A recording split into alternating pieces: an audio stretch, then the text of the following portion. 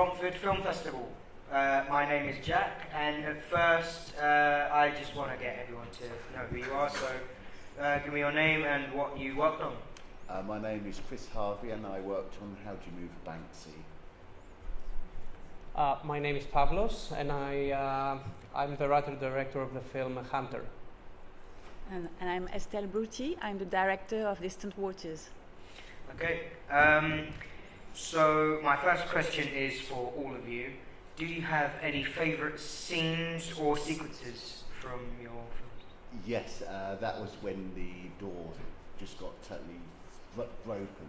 Basically, they couldn't move the Banksy into the art gallery because of that door. Yeah. And they just got to the point where they thought, there's nothing we can do, we literally have to break it. Yeah. So I immediately went backwards because I thought there was going to be glass flying. Now that door cost £3,000, so it wasn't a cheap thing, and ironically, 2 or 3 minutes after they found that there was a simple screw that they could do, so because of that, they were down about £3,000. Favorite scene? I think the scene where the father and the daughter kind of like, they make up in the basement of the building and she doesn't kill the stray. I kind of like this scene because I think the actors perform it really well. But I also, when I watch it in a movie theater with other people, I like to see whether they clap because they think it's the end of the film. Yeah. Because that's kind of like the effect that I wanted to. Yeah. I got that when I first saw it. I did think that, and I that thought it's gonna it was spectacularly. Yeah. For my part, can you hear me? Is it okay? Yeah. Not really?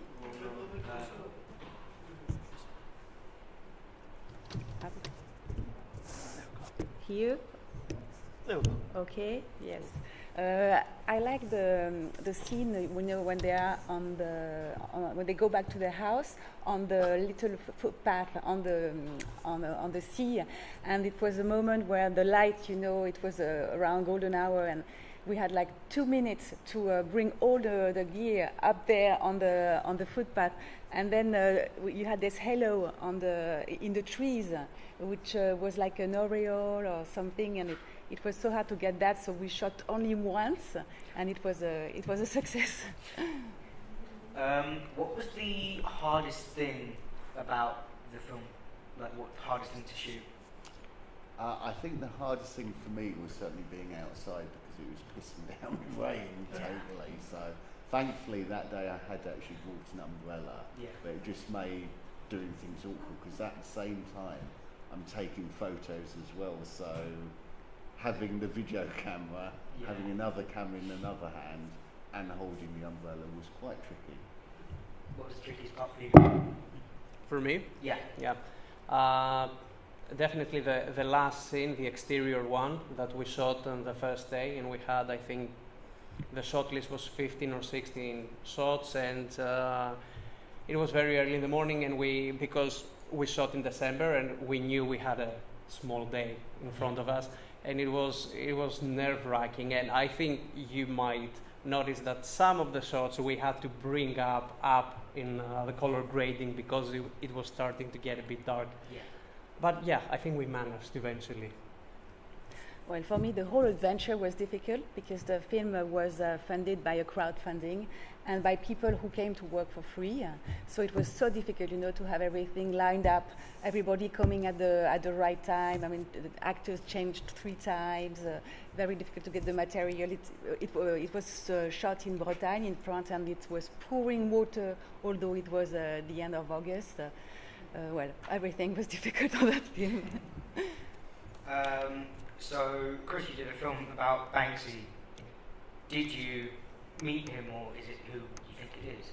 Well, that person I arrowed at the very end, because the weird thing was this guy wasn't really doing anything at all, and I couldn't work out why on earth is that guy there. Yeah. And looking back at it again and just seeing he's just sitting in the art gallery, not doing anything at all, and I thought it was just very, very weird because everyone else was doing something. Like the whole construction team, the head guy was the son of was the father of the art gallery's owner. So everyone had a role, but fat guy, very mysterious. Do you know who he was?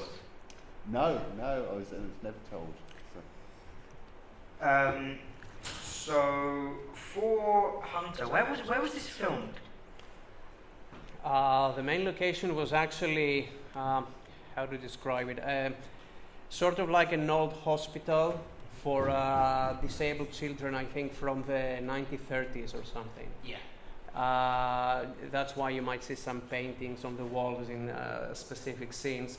And we were lucky enough, it's still within a space that is functional and it's for children with special needs, I think. That particular building is out of use, obviously, and it's protected by the state. So it had to be perfect, and I'm very glad we found it because we couldn't make any major adjustments to the walls. And we brought in a lot of trash and a lot of debris from other places that we cleaned afterwards, but we couldn't make very heavy adjustments. Were there any other places that you looked at, or was that like the first thing you'd seen? Yeah, a lot of places. Location scouting was the most difficult part. Yeah, we had to look nearly all the abandoned, buildings around Athens, and it's in many of them it's very difficult to find who is managing those. And for other buildings, you will have, they could be very dangerous as well. So we couldn't bring a film crew and the actors in there to shoot. So it was like at the very end, I think it was a weekend prior to the shooting of the film that we managed to actually get access to that one. Chris, how did you come up with your idea that you wanted to do this, how to move a Banksy painting? How did you come up with the idea? I literally didn't come up with it. So basically, one of the photo agencies I work for said, at 8:30 there's a photo call, go down there. So I went down to the Yamaha music shop in Soho to photograph it, and then I realised that this is going to be a really rare opportunity to get something that really doesn't get caught on camera. So I thought I was going to be there 8:30, gone in about 10 minutes. Yeah. Got there at 8:30. I didn't leave central London until about 5:30 in the morning. Wow. So it was a long, continuous slog, and I didn't want to leave until I'd seen it end up in its final sort of resting place.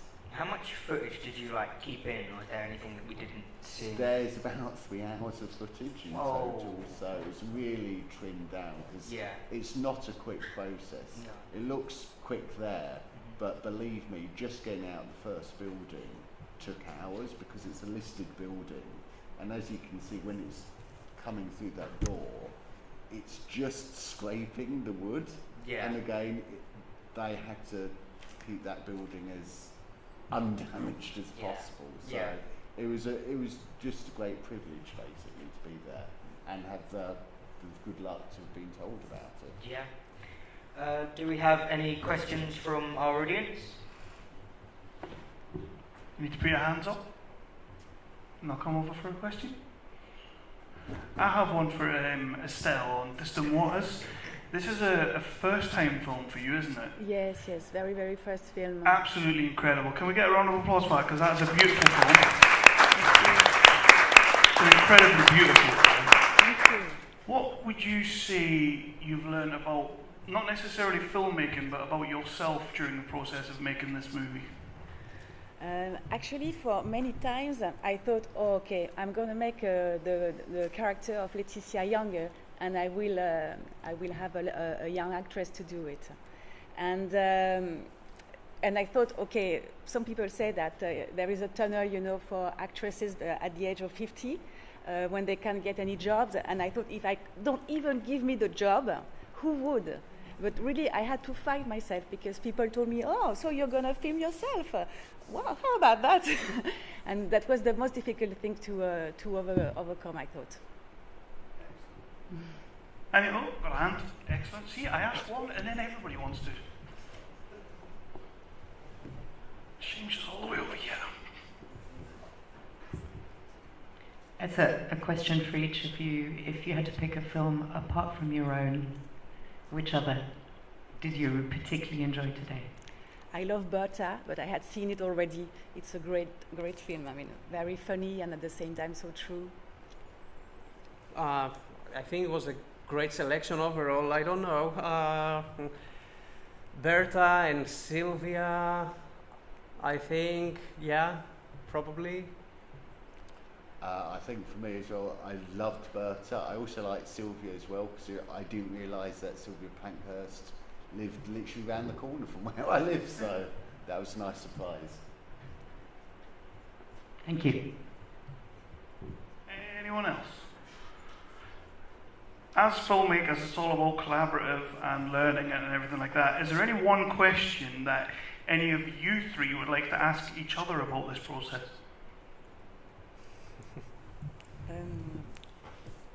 For the Banksy, I found it really funny, and the more it was going, the longer it was going, the funnier it was. And was it the intention?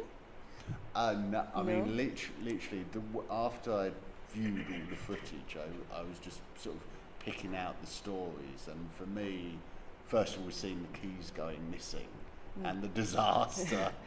Because I thought the answer was, can you move how do you move a Banksy? You can't. So because they want to have it to sell it, I guess, because of the value of the Banksy. Oh yes, yes. So basically, when it ended up at the Yield Gallery, I thought that was it's going to be its final resting place. But apparently, it got moved somewhere else as well. But now the art gallery no longer exists. It's just totally and utterly gone now, because I wanted to go back and just speak with the owner and just get a few interviews with him, but never got a chance to do that, unfortunately. Well, the thing I was thinking while I was watching your film, I think you kind of answered it already, was about, because exterior shooting generally scares me as a filmmaker, and I was thinking about how hard it might have been, and how do you manage to do almost an entire film, shot on the outside and in the coastline on an island, It's Yes, it was horribly hard, and I didn't know that. So that's why let's shoot the film outside. It's so beautiful.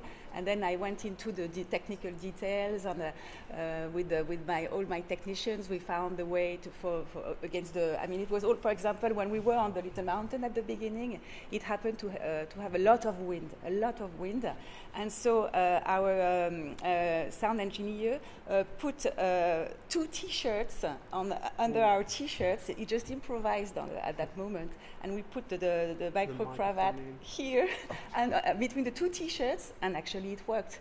But I mean, we thought we wouldn't be able to use the sound, that we would have to do everything in post-prod again. Oh, you did. I mean, you did an absolutely fantastic no, we didn't have. Job. As a first-time film director, how does it feel actually seeing it on the screen? I did also the editing, so it doesn't make me too much, because I was the one to send the film to the festival, so I was afraid that the sound wouldn't be synchro with the image, so I had to look at everything, and by the time it was finished, I didn't see anything. So I just looked at does it work, and when I said okay, it works, it was finished. Yes, it very much does. Okay. Thank you for being here, and could we give a round of applause for our panelists?